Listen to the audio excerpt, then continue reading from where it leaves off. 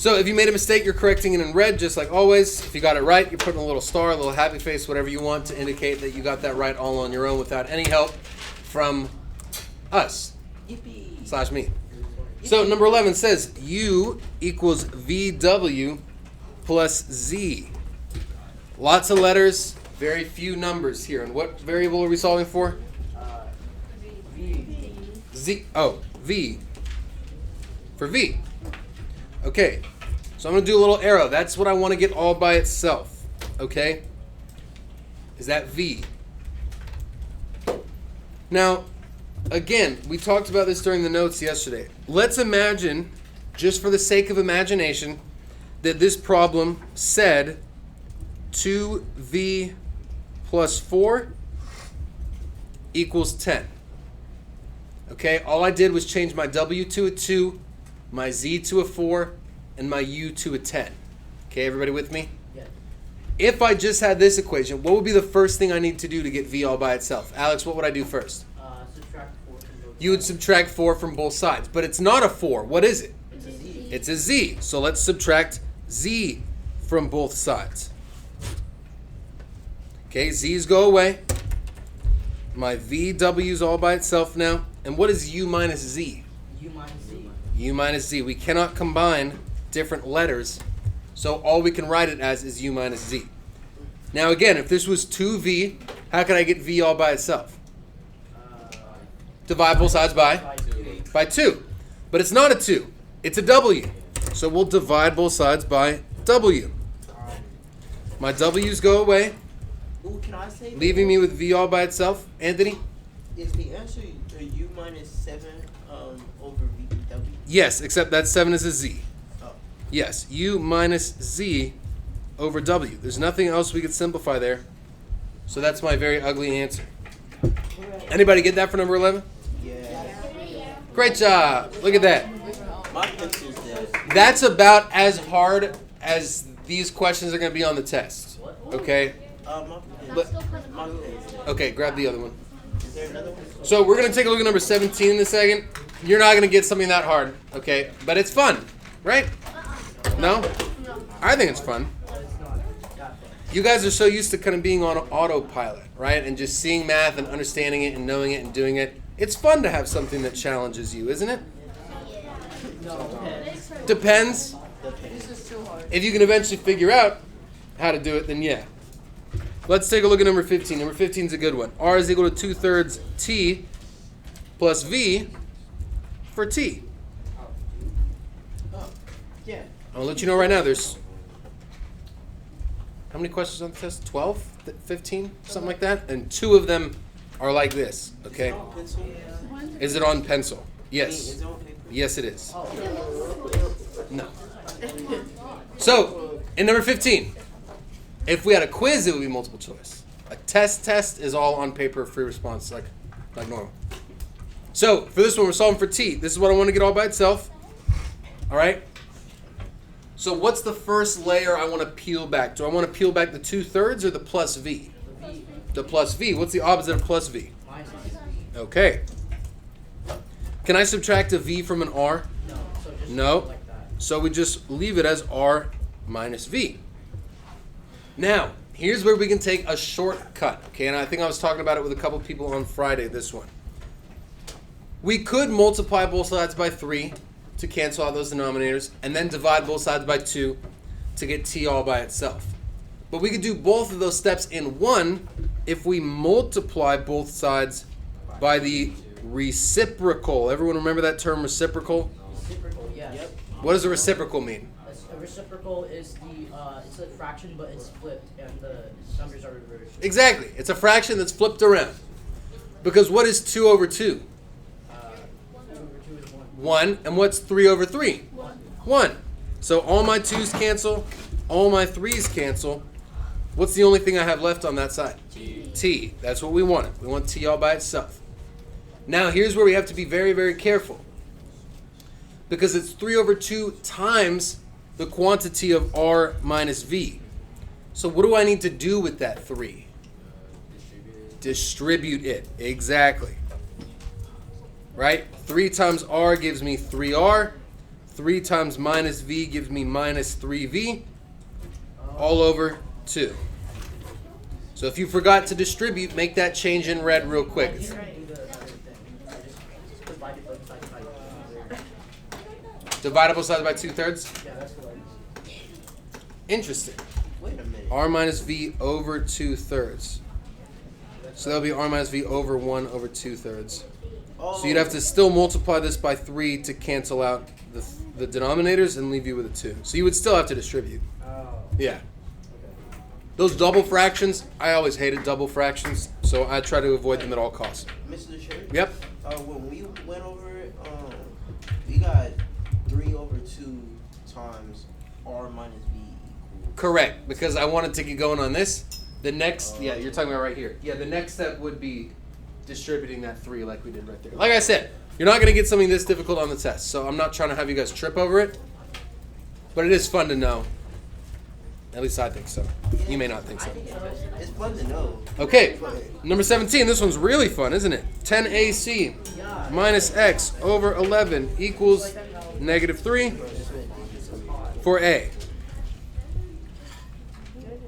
What's the first layer that we want to peel back here? multiply by 11 both sides. I always want to get rid of my denominator first. So how can I get rid of it divided by 11? By multiplying by 11. My 11s go away. What's negative 3 times 11? Negative 33. This is 17. What can I do now? Divide. Plus x. I saw someone say plus x. That's right. Right? It's just like if it said minus 2. We want to add that 2 before we go through and divide. So 10ac equals, I could say negative 33 plus x. I'm going to flip it around to make it easier on the eyes, and I'm going to call it x minus 33. It's the same thing, right? As long as my 33 is still negative, which it is, and my x is positive, which it is, we could swap those terms around. You don't have to, but I did. Now, how can I get a all by itself now? Liana, what can I do? Divide by 10c. Good. We're not just going to divide both sides by 10. We're going to do 2 steps in one again. We're going to divide both sides by 10c. Make our lives easier. 10s go away, c's go away, leaving me with a. That's what we wanted. X Can I simplify the right at all? No, Nope. I don't think so. So that big old ugly thing is our answer, unfortunately for us. X minus 33 or negative 33 plus x over c. If you got that, it's the same thing. Yeah. Anybody get that? Yep. I got it. Good. Less people. That's okay. Oh, I got it. Yeah. Number 19. Oh yeah, number 19. I got it like a 19 out of 1. Now for the important one. Very important. Number 19. Expect to see something very similar to this question on the test. Number 19 says the formula P equals 2L plus 2W represents the perimeter of a rectangle. What does the L stand for? Length. What does the W stand for? Width. So if I have a rectangle, right? Here's my width, my L, right? 2 lengths plus 2 widths equals the total perimeter around that rectangle. That's what this equation is saying, yeah? So we're going to solve for L. For L, okay? So I'm going to rewrite this. P is equal to 2L plus 2W. I'm about to sneeze. Hold on. Never mind. How can I peel back my first layer? What's the first thing I want to get rid of here? The 2 in front of the L or the plus 2W after the L? Plus 2. The plus 2W. What's the opposite of plus 2W? Minus 2w. Awesome. Love the enthusiasm. P minus 2W equals 2L. What now? Divide by 2, right?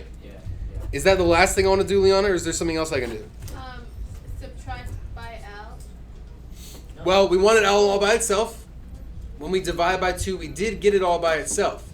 But since it's 2L, also if you subtracted by L, it would also do Say that one more time. No, actually, never mind. Yeah. Yes, I see what you're saying. You could subtract both sides by L, but then you'd have an L over here. And we want all the L's on one side. I love that thinking. That's awesome. Made me think for a second. I thought, you're definitely right, though. It would just be counterintuitive to what we're trying to do. We get the L all by itself. Is there anything I can do with this left side? Yes. Yes, there is. I'm going to split this into two fractions, both over the same denominator, but focusing on different numerators for my, different terms for the numerator, right? What can I do with these twos over here? Divide and cancel. Yeah, cancel out. So I got P over 2 minus W equals L. So the length here would be half of the perimeter minus the width.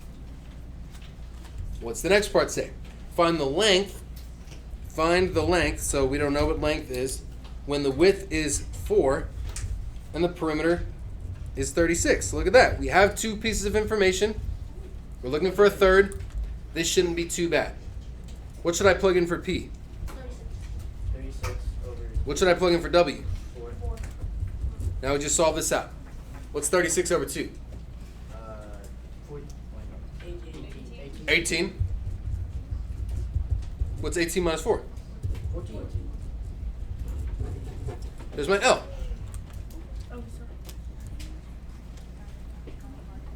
Right?